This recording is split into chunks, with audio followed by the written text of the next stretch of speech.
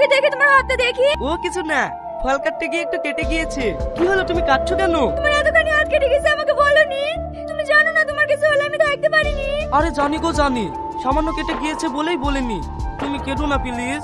Sir আপনার বিল। এই নাও। চলো যান, কালকে আমাদের এনগেজমেন্ট, আজকেই শপিংটা সেরে নি। স্যার আপনার কার্ডে ব্লক দেখাচ্ছে, অন্য কোনো কার্ড থাকলে দেন। দেখো তোমার মেশে কোনো প্রবলেম আছে, আরেকবার ট্রাই করো। বলছি জান, আমি একটা ডায়মন্ড রিং পছন্দ করেছি, মাত্র 2 কোটি টাকা দাম। ওই রিংটা কাল আমাকে পরাবো হবে? আচ্ছা ঠিক আছে। সরি স্যার, আমি দুবার ট্রাই করলাম বাট একই প্রবলেম, আপনার কার্ডে ব্লক দেখাচ্ছে। হ্যালো, কি হলো? আমি শেষ, আমার আর কিছু নাই। আমার কোম্পানি সিল হয়ে গেছে। কি?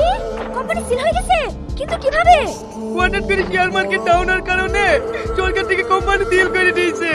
ব্যাংক অনেক লোন নিয়ে আছে তো, তাই ব্যাংকের কার্ডগুলো ব্লক করে দিয়েছে। স্যার আমার লেট হয়ে যাচ্ছে, আপনি দয়া করে বিলটা করে দেন। তুমি বুঝতে পারছো না, আমার কোম্পানি দুটো ডুবে গেছে। এই মুহূর্তে আমি টাকা কোথায় পাবো? আপনার গার্লফ্রেন্ডকে বলুন বিল পে করে দিতে। আমি পারবো না বিল দিতে, যে অর্ডার করেছে সে দেবে। তুমি এরকম কথা বলতে পারলে? তুমি না আমাকে ভালোবাসো? তুমি ভাবলে কি করে তোমার মতো ভিখারিকে আমি ভালোবাসবো? ভাগ্যে সেই ঘটনাটা এনগেজমেন্টের পরে ঘটেনি, না হলে তোমার সাথে সাথে তো আমার কপালটাও পড়তো। উপরওয়ালা যা করে মঙ্গলের জন্যই করে। উফ, কি বাজে যে বাঁচলাম। বলি যাচ্ছি তাতে আমার একটু দুঃখ নাই। দুঃখটা কোথায় জানি, যে তোর মতো স্বাস্থ্যবান মেয়েকে ভালোবেসে শুনো। চলো, এখনো দাঁড়িয়ে আছো যে? একটা কাস্টমারের সাথে বিল নিতে এতক্ষণ সময় লাগে? স্যার এখনো এনার পেমেন্ট হয়নি। পেমেন্ট করেন তো দাঁড়িয়ে আছো কেন? পুলিশকে ফোন করো। থাক, আপনাদেরকে আর পুলিশকে ফোন করতে হবে না।